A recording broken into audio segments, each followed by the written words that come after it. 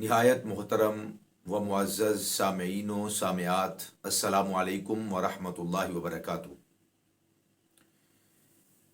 معزز ناظرین، آج ہم گفتگو کریں گے قرآن مجید فرقان حمید کے اجمالی اور تفصیلی مقامات کے حوالہ سے۔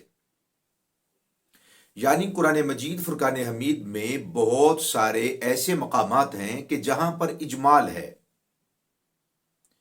اجمال کے معنی ہے کہ وہ مقامات کہ جہاں انسان مزید وضاحت کا طالب ہوتا ہے، کچھ ایسے مقامات کہ جب وہ ان کی تلاوت کرتا ہے تو اس کے ذہن کے اندر سوالات جنم لیتے ہیں کہ اس آیت کی مراد کیا ہے، اس لفظ سے مراد کیا ہے، اس لفظ کا معنی اور مفہوم کیا ہے، یا اس مقام پر رب ذوالجلال کی منشا اور مراد کیا ہو سکتی ہے۔ ظاہر ہے کہ اگر آپ متکلم ہیں، اگر آپ گفتگو کر رہے ہیں تو آپ کے معنی کی وضاحت میں نہیں کر سکتا۔ آپ اگر بات کرتے ہیں تو آپ کی مراد کیا ہے، اس مراد کو میں بیان نہیں کروں گا۔ اگر میں کوئی چیز بیان کرتا ہوں تو اس کا مفہوم کیا ہے، اس کی مراد کیا ہے، اور میری گفتگو اور میری کلام کی منشا کیا ہے، وہ آپ بیان نہیں کر سکتے۔ وہ میں نے وضاحت کرنی ہے، وہ اپنا معنی اور مفہوم اور جو میں نے گفتگو کی ہے اس کی وضاحت اور اس کی تشریح اور توضیح میں کروں گا۔ وہ میرے ذمے ہے، وہ آپ کے ذمے نہیں ہے۔ جب قرآن مجید فرقان حمید ہم پڑھتے ہیں تو بہت سارے ایسے مقامات آتے ہیں جو تفصیل طلب ہوتے ہیں، وہاں وضاحت مطلوب ہوتی ہے، وہاں تفصیل کی آرزو ہوتی ہے کہ اس کی تفسیر کی جائے، توضیح کی جائے، تشریح کی جائے، تاکہ جو منشا الہی ہے وہ بالکل واضح ہو جائے۔ رب ذوالجلال کی جو منشا اور مراد ہے، یا تو قرآن مجید فرقان حمید کی کسی دوسری آیت مقدسہ سے اس کی وضاحت اور اس آیت مبارکہ کی تفصیل کسی دوسرے مقام میں، دوسری آیت میں موجود ہوگی۔ رب ذوالجلال کی منشا کیا ہے، اس کی مراد کیا ہے، وہ کیا فرمانا چاہ رہا ہے، رب ذوالجلال نے کسی دوسرے مقام پر اس آیت کی تفصیل از خود ارشاد فرما دی ہوگی، اس مقام کی کہ جہاں پر اجمال پایا جاتا تھا، جسے پڑھ کر ذہن میں سوال جنم لے رہے تھے کہ اس آیت سے مراد کیا ہے، یا پھر رب ذوالجلال کی منشا اور اس کی مراد کو نبی مکرم نور مجسم شفیع دو عالم صلی اللہ تعالی علیہ وآلہ وسلم ارشاد فرمائیں گے، جو کہ رب ذوالجلال ہی کے تربیت یافتہ ہے۔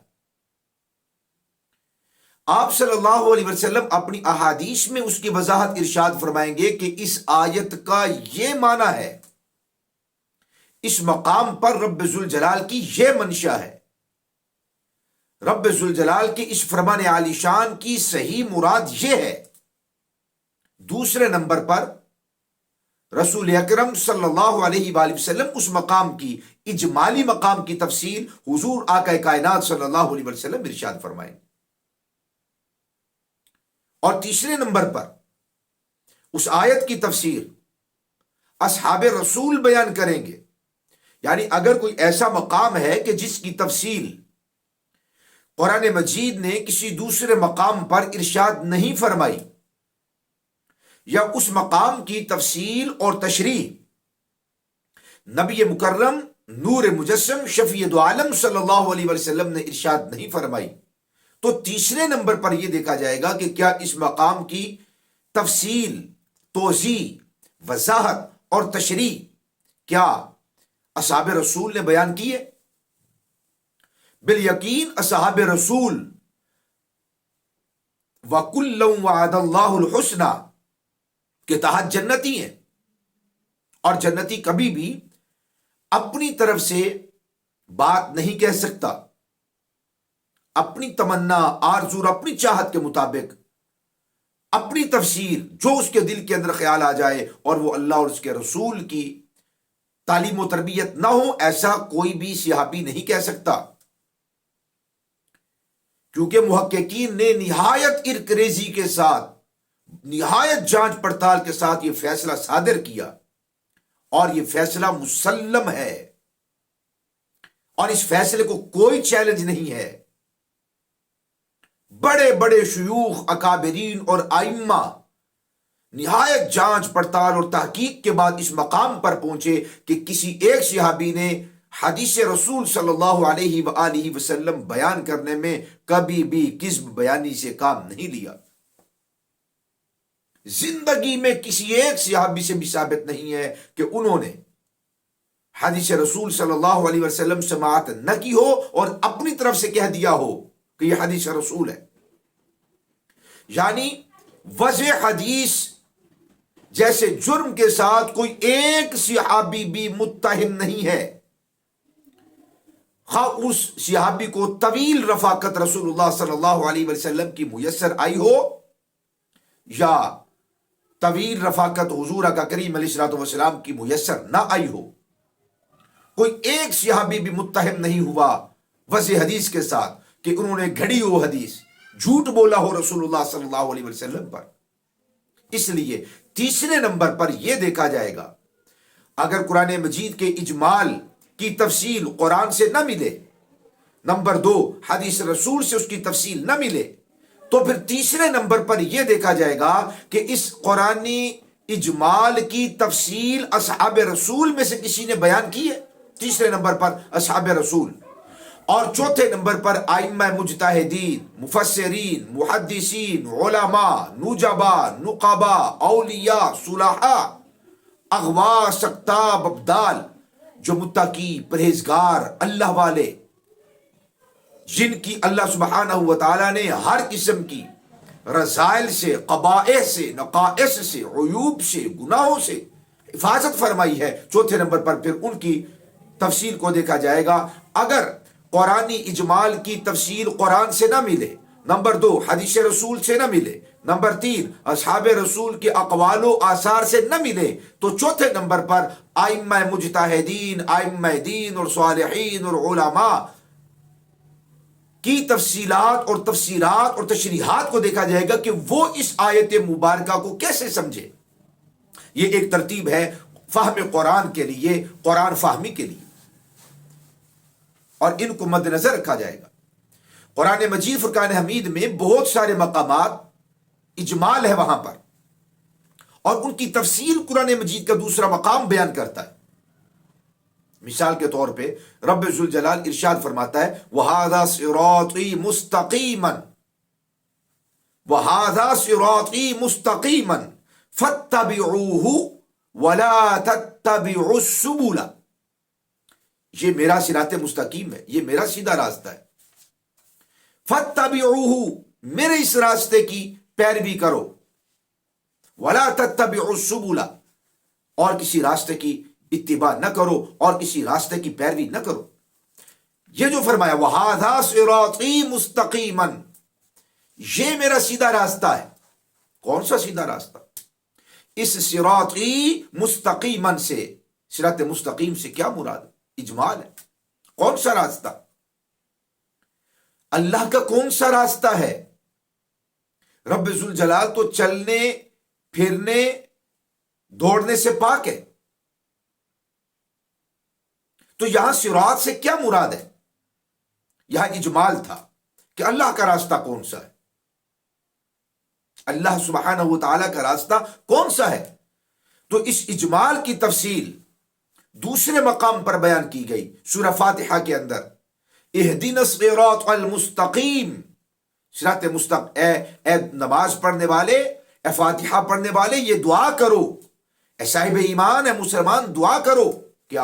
اہدنا الصراط المستقیم، اے اللہ ہمیں صراط مستقیم پر چلا۔ یہاں پر بھی اجمال ہے، اللہ کا راستہ کون سا ہے، صراط مستقیم کون سا ہے؟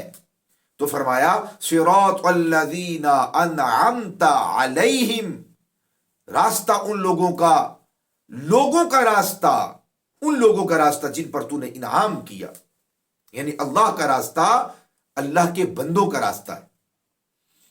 جو اللہ کا راستہ ہے وہ اللہ کے بندوں کا راستہ ہے. اللہ کے بندوں نے جو اطوار اپنائے، اللہ کے بندوں نے جو طور طریقے اپنائے، اللہ کے بندوں نے جو اخلاق اپنائے، اللہ کے بندوں نے جیسی زندگی گزاری ہے، اے ایمان والو تم بھی ویسی زندگی گزارو اور ان کے نقش قدم پر چلو. ان کا راستہ اللہ کا راستہ ہے. تو دیکھیے وَهَذَا صِرَاطِي مُسْتَقِيمًا، اجمال تھا اس آیت میں، اور اس اجمال کی تفصیل سورۃ الفاتحہ میں موجود. صراط الذین انعمت علیہم نے کر دی کہ راستہ ان لوگوں کا جن پر تو نے انعام کیا، یعنی اللہ کا راستہ وہ ہے جو اللہ کے بندوں کا راستہ ہے. اللہ کے بندے حجت ہیں، اللہ کے بندے حجت ہیں، اللہ کے بندے. اور یہ جو بابے ہیں یہ اسلام کا، دین کا، ایمان کا، مذہب کا، شریعت کا آئیڈیل ہے. ان کو سکپ نہیں کیا جا سکتا، ان کو نکالا نہیں جا سکتا. ان کا راستہ اللہ کا راستہ ہے. اسی طرح ایک مقام پر ارشاد فرمایا قل یا اہل الکتاب تعالوا الى کلمۃ سواء بیننا وبینکم الا نعبد الا اللہ. اے حبیب مکرم صلی اللہ علیہ وسلم ارشاد فرما دیجیے، آپ ارشاد فرما دیجیے اے اہل کتاب تعالوا، آؤ، الی کلمۃ، ایک ایسے کلمہ کی طرف، سواء بیننا وبینکم، جو برابر ہے ہمارے اور تمہارے درمیان، الی کلمۃ سواء بیننا وبینکم، جو برابر ہے ہمارے اور تمہارے درمیان. اللہ نعبد الا اللہ، کیا ہے وہ؟ کہ ہم اللہ سبحانہ و تعالی کی عبادت کریں، اس کے علاوہ کسی کی عبادت نہ کریں. یعنی لا الہ الا اللہ پر آؤ، جمع ہو جاؤ، آؤ ایک اللہ کی عبادت پر جمع ہو جاؤ، اس کلمہ پر جمع ہو جاؤ.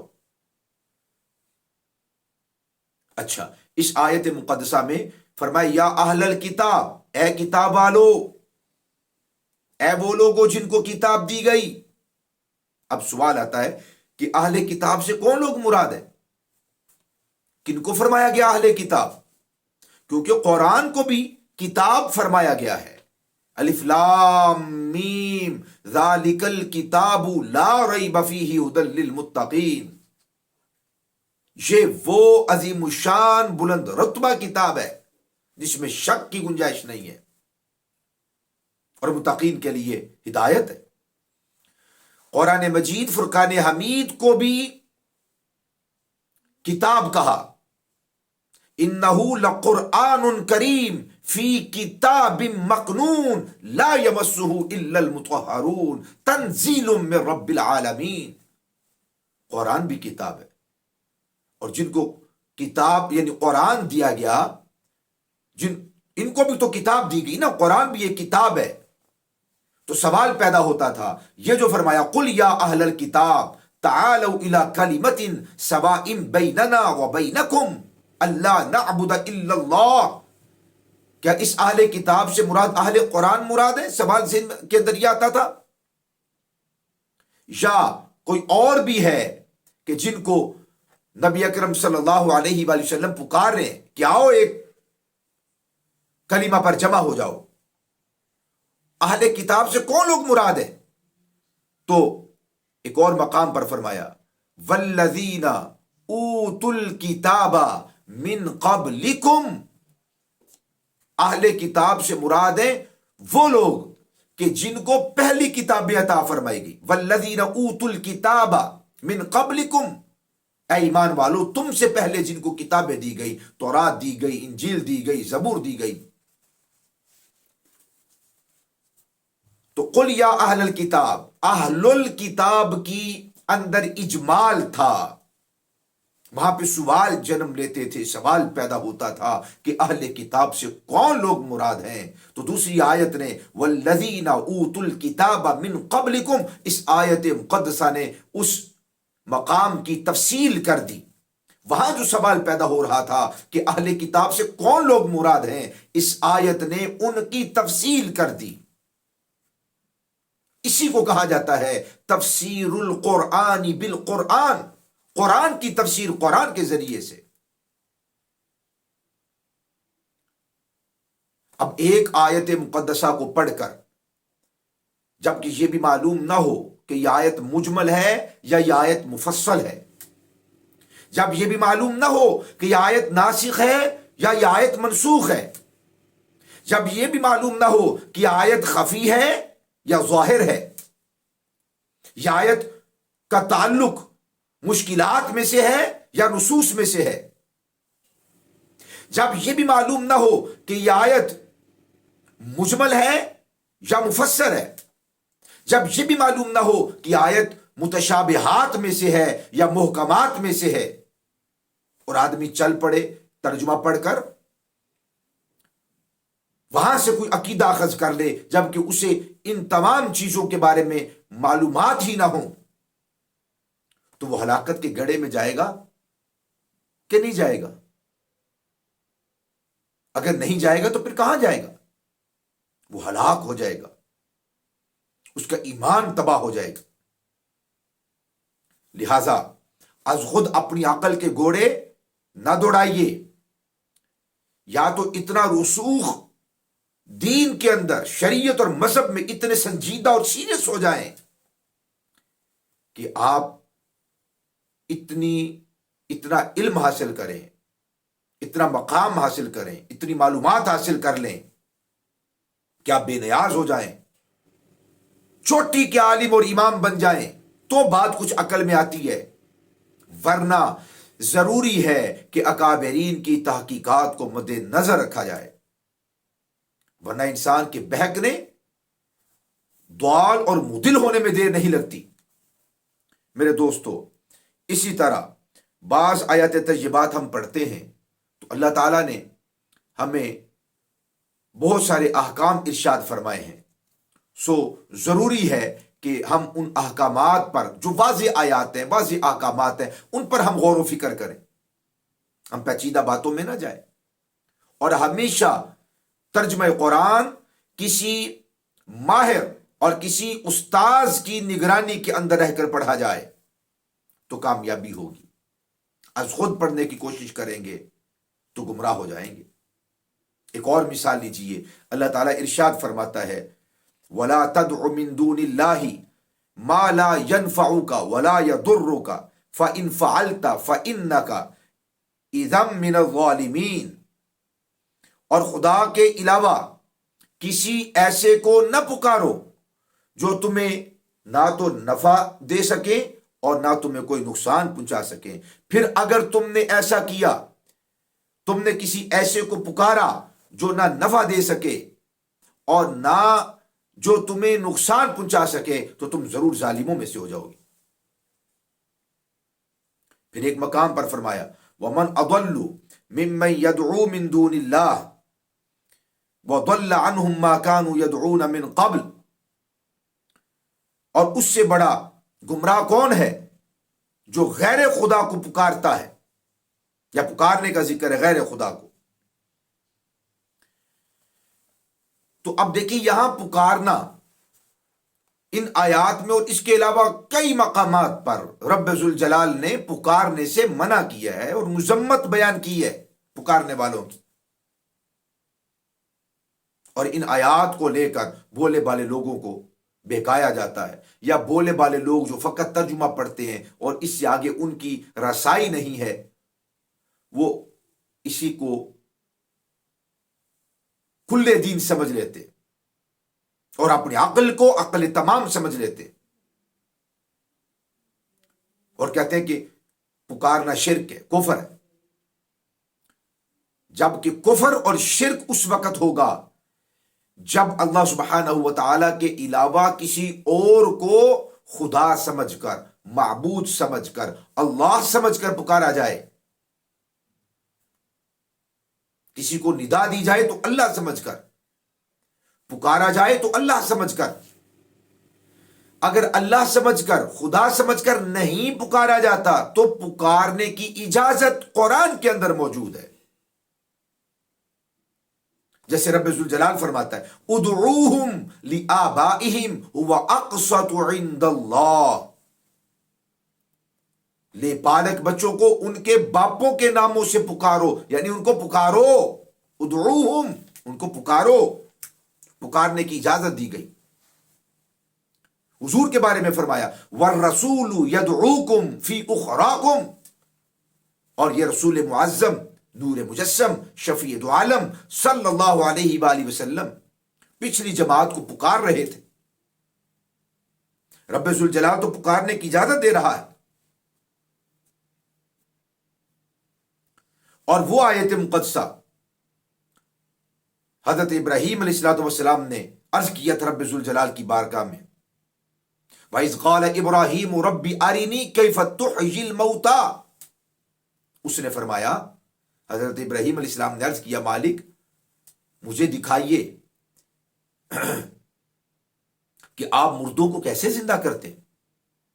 اس نے فرمایا، رب ذوالجلال نے، قَالَ أَوَلَمْ تُؤْمِنْ، کیا آپ کا ایمان نہیں ہے؟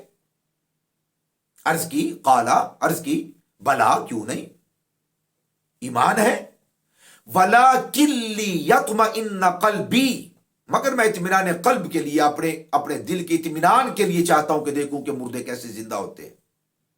قال، پھر اللہ نے فرمایا فَخُذْ أَرْبَعَةً مِّنَ الطَّيْرِ فَصُرْهُنَّ إِلَيْكَ جُزْءًا ثُمَّ ادْعُهُنَّ يَأْتِينَكَ سَعْيًا، پھر آپ 4 پرندے لیجئے اور ان کو اپنی طرف مانوس کر لیجئے، پھر ان کا کیما کر کے پہاڑوں پر رکھ دیجئے، ثُمَّ ادْعُوهُنَّ، پھر ان کو پکارو، يَأْتِينَكَ سَعْيًا، وہ دوڑتے ہوئے آپ کے پاس آ جائیں گے۔ تو دیکھیے، ادعوہم لآبائہم، پکارو، بچوں کو پکارو۔ رسول اللہ کے بارے میں فرمایا والرسول یدعوکم فی اخراکم، حضرت ابراہیم کے بارے میں فرمایا ثم ادعوہن یأتینک سعیا، ان 4 پرندوں کو جن کو آپ نے ذبح کر دیا، جن کی روح ان کے کفس سے نکال لی گئی، ان مردہ جانوروں کو پکارو۔ زندوں کو پکارنے کا بھی ذکر آ گیا اور مردوں کو پکارنے کا بھی ذکر آ گیا۔ اگر محض پکارنا شرک ہو، اگر محض پکارنا کفر ہو، تو بتائیے ان آیات طیبات سے معاذ اللہ ثم معاذ اللہ اگر وہ قاعدہ فٹ مان لیا جائے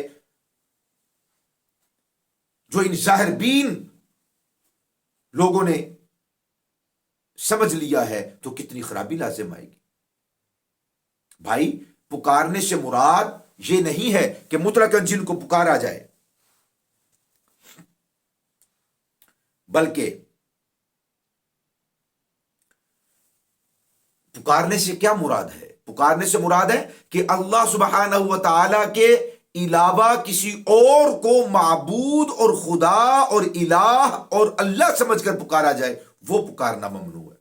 جیسے فرمایا وَمَن يَدْعُ مَعَ اللَّهِ إِلَٰهًا آخَرَ لَا بُرْهَانَ لَهُ بِهِ فَإِنَّمَا حِسَابُهُ عِندَ رَبِّهِ، وَمَن يَدْعُ مَعَ اللَّهِ، اور جو کوئی اللہ سبحانہ و تعالی کے ساتھ کسی دوسرے کو پکارے، مع اللہ الہًا آخر، کسی دوسرے اللہ کو پکارے، کسی دوسرے کو الہ سمجھ کر پکارے، دوسرا خدا تو ہے نہیں نا، تو کچھ لوگ پکارے مگر یہ ذہن کے اندر ہو کہ یہ بھی اللہ ہے، یہ بھی خدا ہے، یہ بھی الہ ہے، یہ بھی اللہ ہے، لا برہان لہ بھی، اور ان کے پاس کوئی دلیل بھی نہیں ہے، اللہ تو ایک ہی ہے صرف۔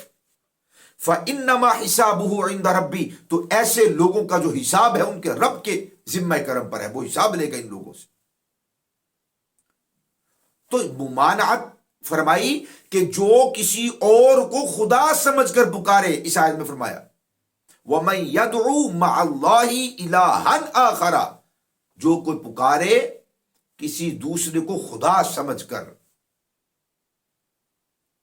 تو اس کا حساب اللہ کے ذمے ہے، یہ پکارنا ممنوع ہے۔ اور اسی طرح فرمایا وَمَنْ أَضَلُّ مِمَّنْ يَدْعُو مِن دُونِ اللَّهِ مَن لَّا يَسْتَجِيبُ لَهُ إِلَى يَوْمِ الْقِيَامَةِ وَهُمْ عَن دُعَائِهِمْ غَافِلُونَ وَإِذَا حُشِرَ النَّاسُ كَانُوا لَهُمْ أَعْدَاءً وَكَانُوا بِعِبَادَتِهِمْ كَافِرِينَ۔ اس آیت میں بھی اس آیت نے مزید وضاحت کر دی کہ مطلقاً پکارنا شرک نہیں، مطلقاً پکارنا گناہ نہیں، اور مطلقاً پکارنا کفر نہیں، اور مطلقاً پکارنا کسی کو یہ ممنوع نہیں ہے۔ کسی کو اللہ کا دوست سمجھ کر، اللہ کا ولی سمجھ کر، اللہ کا محبوب سمجھ کر، اللہ کا پیارا سمجھ کر، اللہ کی مخلوق سمجھ کر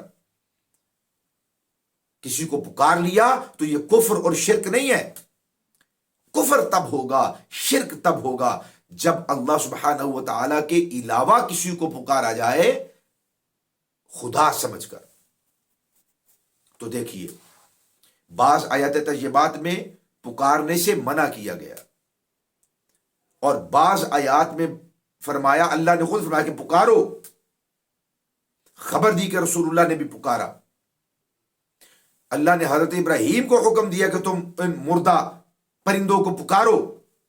تو مطلقاً پکارنا کفر شرک نہیں ہے۔ کسی کو ندا دینا، سو یا غوث کہنا، یا علی کہنا، یا رسول اللہ کہنا، یا محمد کہنا، یا حسینہ کہنا، قطعاً یہ کفر شرک اور ناجائز نہیں ہے۔ یہ اس وقت ہوگا جب ان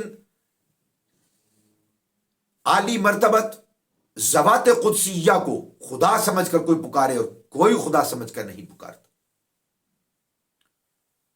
اور یہاں پر ایک اور اصول یاد رکھیے، آج کے اس ویڈیو کے حوالہ سے بڑا ہی اہم ترین نقطہ ہے، اور وہ اہم ترین نقطہ یہ ہے کہ بعض اوقات 10 آیات طیبات کے اندر اجمال ہوتا ہے۔ 10 آیات طیبات کو پڑھ لیجئے، وہاں پہ اجمال ہوتا ہے، اور ان 10 یا 20 آیات طیبات کی تفصیل کے لیے، یعنی 20 آیات میں اگر اجمال ہو اور کسی ایک آیت کے اندر اگر اس کی وضاحت کر دی جائے، اگر وہ ایک آیت وضاحت کر دے تو وہ ایک تفصیل بیان کرنے والی آیت ان 10 یا 20 اجمالی آیات طیبات کی تفسیر بننے کے لیے ایک آیت تفصیلی جو ہے وہ کافی ہے۔ یہ نقطہ بڑا اہم نقطہ ہے۔ اب لوگ کہتے ہیں 20 آیات میں اجمال ہے، تم اگر ایک آیت لے بھی آئے ہو تفصیل والی، ادھر 20 ہے اور ادھر ایک آیت ہے،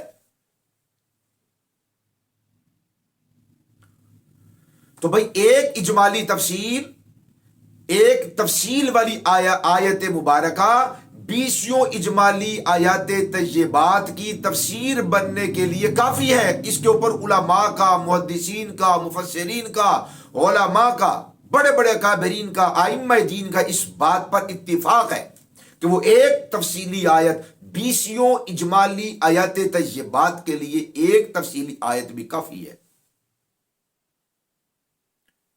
جو احباب، جو ہماری بہنیں، جو ہمارے بھائی ہمارے چینل پر نئے ہیں، ان سے نہایت مؤدبانہ گزارش ہے کہ وہ ہمارے چینل کو سبسکرائب کر لیجئے، بیل آئیکن کو دبا لیجئے، تاکہ ہماری ہر آنے والی نئی ویڈیو کا نوٹیفیکیشن آپ کو بر وقت موصول ہو سکے۔ السلام علیکم ورحمۃ اللہ وبرکاتہ۔